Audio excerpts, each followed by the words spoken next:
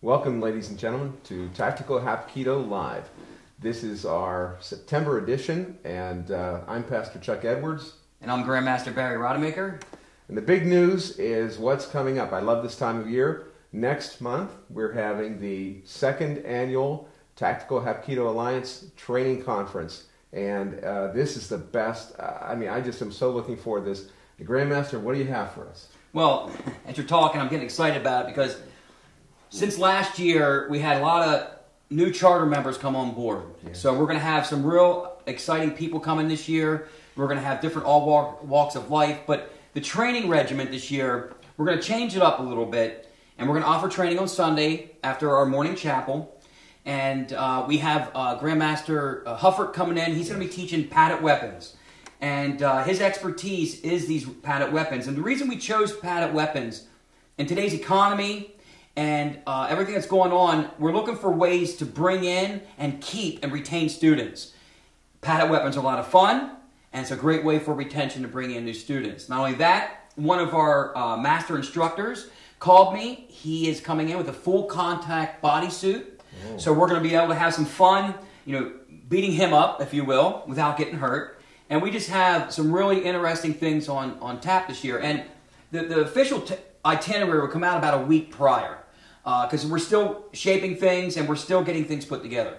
Well, I'm excited about it. I mentioned so far what we have on the lineup to my students, and several of them are very excited. They're very excited about using the soft,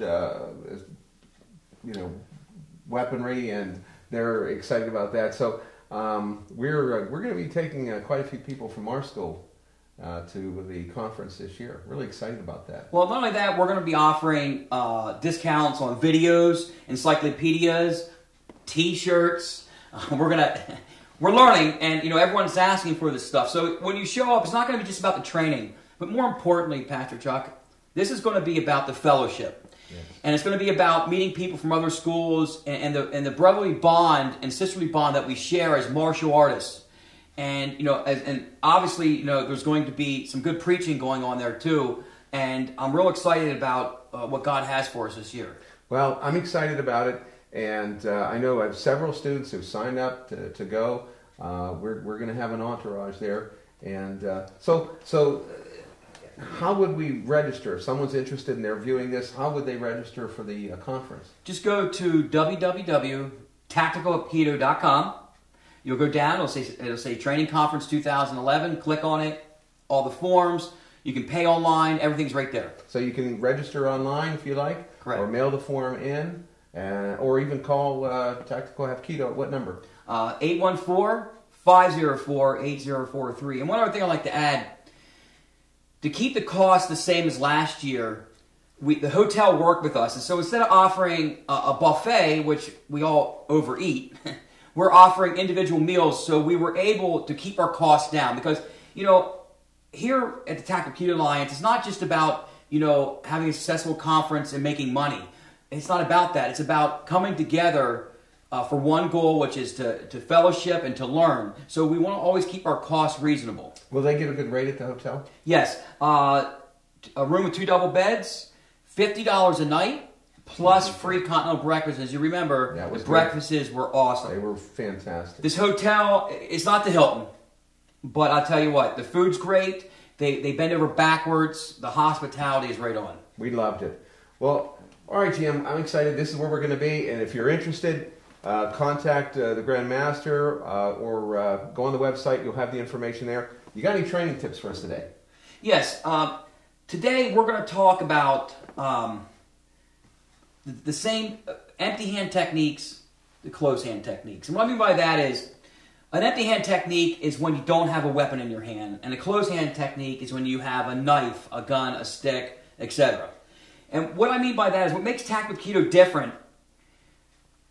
We don't teach weapons techniques after black belt. We teach them before black belt because the concept is the same. And when we go upstairs here in a few minutes, I'm going to show you when you know one, you know the other. Excellent. So when you learn that way, you're not inhibited. And when you're attacked, you just automatically flow into what needs to happen. And we'll explain a little bit more of that when we go upstairs. Excellent. We've been doing some weapons disarms in our classes for just all of the belts, and they find it very interesting. This is going to be real helpful for them. So let's head upstairs and give it a show. Thanks.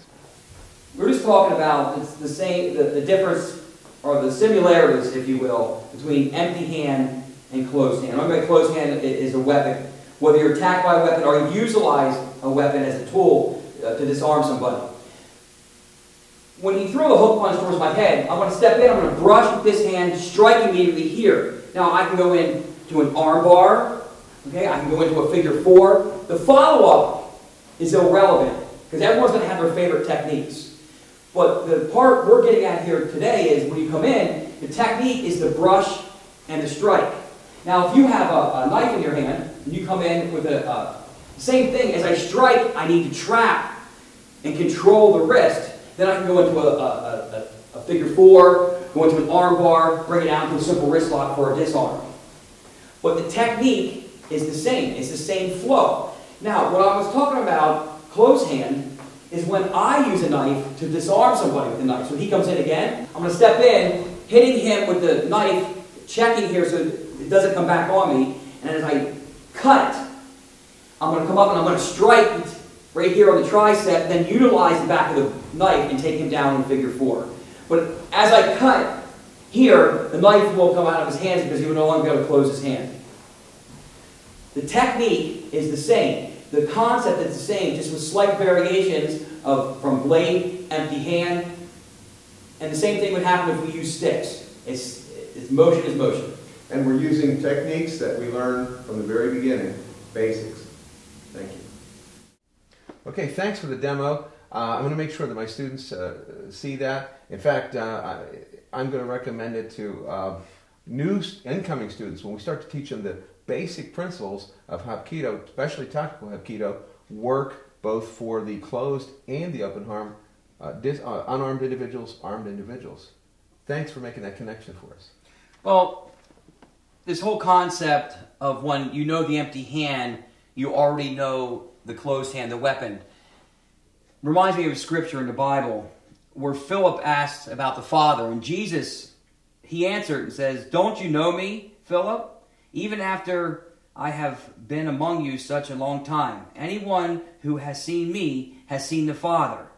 And what he's saying is, when you know Jesus, you already know the Father. Absolutely. When you know the basic open hand technique, you already know the closed hand weapon technique. And that's what makes, tactical Hapkido unique, is that we don't play the number game on techniques. We learn the core and then the concepts that go with that, so the student, no matter what the situation is, can adapt and overcome. That is so true, because we have newly promoted green belts in our school now, and what they're learning is that all the basics from the very beginning are coming together. Now, yes, the techniques may be a little more complicated, maybe a little more complex, but they're using basics in different ways and getting different results. And so that's what's so unique, and I think it's awesome about this system. Well, that's what, for those of you who don't own the Tactical Hapkido Encyclopedia, it's such a great educational tool, because in there we explain how one basic technique is already setting you up to learn the next advanced technique.